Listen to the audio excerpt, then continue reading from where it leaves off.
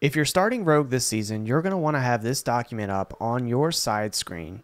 Look, there's already over 20 people in here before the video even goes live, but you're going to want this up on your side monitor if you have it, or you're going to want to alt tab because this is a leveling guide to get you through on Rogue from level 1 to 100, and it's got everything. We've got our skill points per skill, so which point you can put in where, along with infographics, what your specialization is going to be.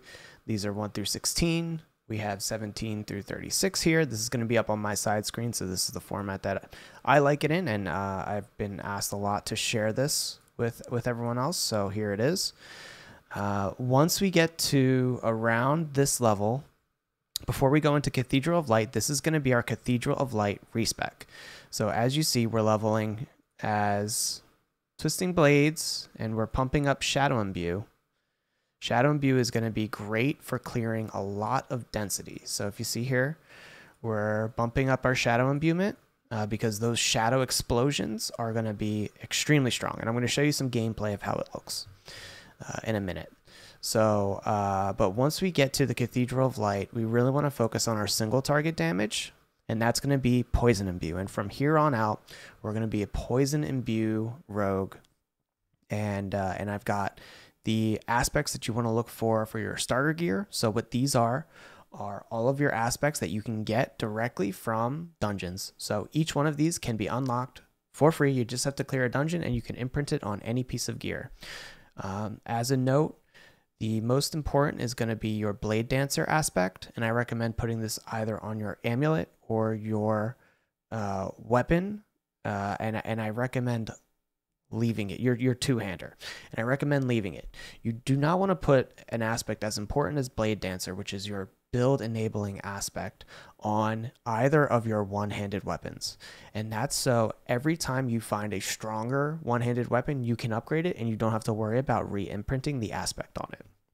You want to constantly be cycling through as you level up better weapons and keep upgrading them as you go on. So you can put aspects that aren't as important on the one-handers that you'll be able to re-imprint once you get better items. These are the upgraded aspects. So once you start, leveling up and finding a lot of drops, you'll be able to actually get aspects that aren't available in the codex. So this is sort of an ideal spec, and this is Nightmare Dungeon focused. So this is what you'll want to use for the Nightmare Dungeons. I also have the link to the Paragon board in here, and I'll show you that in a second.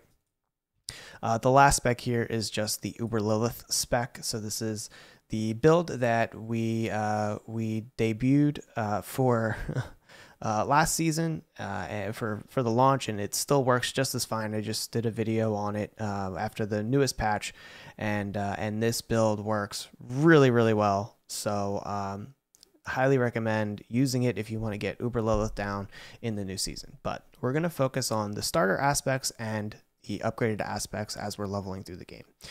In addition, I want to note in Season 1, we have access to Caged Hearts. So this may not be relevant for future seasons, but for this season, this heart we want.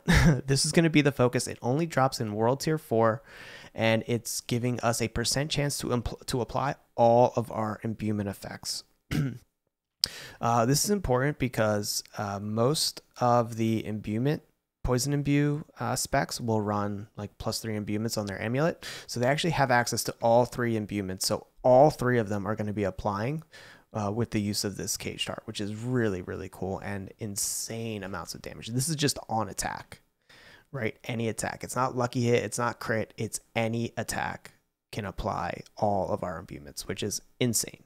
So this is a top focus for me as we're going to be playing through. The Paragon board is here. It is a little bit hard to see, but there's a link that you could always follow to get the interactive Paragon board, and you'll see that we're using the Diablo build site. Guys, this is a great site for build planning because it actually gives you your effective DPS and your AoE DPS as well. So I went through and I was piecing together this entire Paragon board to get the the most offensive, but also, since it's the start of a season, defensive nodes and abilities that I could. So this has been carefully crafted for a season start. This is not the Uber Lilith Paragon board. With that's going to be different, and that's in the other link in the spreadsheet under the planner. So this is the Uber Lilith build. It's got everything. It's got the the items you want to look out for, the affixes on those items. It's got the Paragon board and so forth. So that's going to be a little bit different. We'll keep that separate from the leveling build and the Nightmare Dungeon build. All right, back to it. Here you can see all of our items and the desired mods that we want to get on it. The skill board, again, that I shared in the spreadsheet, it's all here. Whatever you prefer to look at, honestly. I think this is better for specifically the Paragon board when you're going to be speccing into it and looking through. So you'll definitely want to have this up if you can. I think I accidentally put an extra point in, but that shouldn't show up when you open it up. And then the part about the DPS is awesome, because I don't know if you guys have ever seen Path of Builder, but you can go in, you can say, okay, what's my damage against an elite? And it updates your DPS. What if they are vulnerable? What does it look like? So boom, this is how important vulnerable is in this game, right? Look at the difference in DPS when something is vulnerable and not. So I'll show you how the rogue and the build works in a little bit, and show you why pretty much everything's going to be vulnerable all the time. But that's kind of how important that is. So in addition, I just have a general route that we're going to be running at the start of the season, and some tips for season 1. Salvage early, sell late. You want all the materials early. Again, don't imprint your one-handers, because you're going to be constantly replacing those. Focus on upgrading weapons at new world tiers. Those are going to help your clear speed and get you more sacreds and ancestrals when you get there. Plan all the codex aspects that you want. This is going to be important for your starter aspects. Again, Blade Dancer is the most important, but if you're struggling in Cathedral of Light and you need some of these other aspects, they haven't dropped yet for you, go to those dungeons and clear them and get your free aspects. Finish off your Renown for the extra 5 skill points. Try to work in strongholds where you can. They're a great way to get quick, fast Renown, and you'll get that extra skill point. So here, for an example, when you start the season, you're only going to have these 2 complete, but you're not going to need a whole lot more to get the additional skill points. So this is only 2 strongholds, and you'll get a whole other skill point, which is faster than it would take if you level. So I recommend doing that and planning that into your route. So grab all materials you find on the ground. So for potions, elixirs, those are great. Imprint on rings below 400 item power. This saves you the more rare resources to imprint, and they only cost veiled crystals if you do that. World bosses are a good idea if you're in a fresh world tier, but not if you're already blasting nightmare dungeons. You'll get more legendaries if you're just constantly blasting nightmare dungeons. Helltide only when you're low on Forgotten Souls. The drop rates are a little bit different now, and maybe it's not as beneficial as it always was. But souls are great, so Helltide is always a great option. Legion can be good XP, but if you're too far ahead of the rest of the pack, which if you follow this guide, you probably will be, you want to make sure that there's people around to help you with your Legion. You could still fail even if you're really, really strong. And Malignant Tunnels. We're trying to get this heart, right? So if you see a Malignant Tunnel, go in, try to get it, and have fun.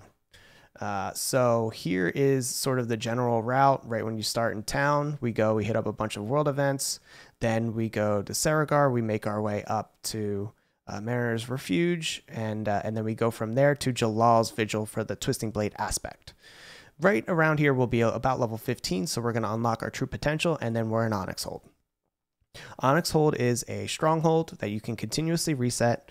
If you're playing solo, by leaving the game. If you're in a party, by leaving party. You're going to run Onyx until you're comfortable with Cathedral of Light. So 40 is probably a safe bet. Clear the Cathedral of Light. Go back to get any aspects if you need them. Go back to Onyx in World Tier 3. So what people don't know is that strongholds will scale to your level even in a higher world tier. So while the monsters in the world tier might be 55, your strongholds are actually going to only be 2 levels higher than you. So if we go at level 40, they're going to be level 42, while everything else is level 55 or above. but you're going to get the XP bonus of being in the higher world tier. So we're going to go back to Onyx until level 50, 60, until we're comfortable with Nightmare Dungeons to 65, clear the Fallen Temple. You can overlevel if you need to for Fallen Temple back in Onyx Hold. We like Onyx Hold because it drops a lot of really good items for a rogue. It's constantly dropping swords and daggers, and it's good XP. Then when we're World Tier 4, we go back to Onyx Hold until 70, 75 and run Nightmare Dungeons to 100. That's it. A little bit on the build. So, you know, right when you start out, you're going to go up, you're going to go out of town. Twisting Blades can be a little bit tricky. I also have a Penetrating Shot build for early levels until you get your Twisting Blades aspect if you're not comfortable. But basically, you imprint your daggers, and the further away you are when they come back to you, sort of like a boomerang, the more damage they'll do. So you're going to basically be putting them in, you're going to be skewering these enemies, and then you're going to be dashing away and sort of letting your blades just travel through everything and kill everything. So you're going to want to make sure you maximize when your imbuements are up. So right now I have poison imbuement on, but if when you have shadow imbue, you're going to want to do the same thing. You're going to want to be grouping up mobs, dashing through so that your imbuement applies to everything. So here you saw he got poisoned. Same thing with shadow imbue. The shadow imbue is going to be for that big density. So when you're running things like Onyx Hold, there's a ton of density in there. So you'll want to be grouping everything up and then applying your shadow imbue to all of it. And that's pretty much it for Twisting Blades. Your Poison Trap gives you a 30% chance to refresh your imbue, which is great because you want to constantly be having your shadow imbue up. Your Shadow Step is to get out of CC. If you ever get CC'd, make sure you have your Shadow Step on, not on cooldown. It has a very short cooldown. If you actually hit something, it goes down to about 5 seconds, so that's great. Dash is good for applying your Twisting Blades to a big crowd of enemies. Puncture is going to be constantly applying Vulnerable, which is really important.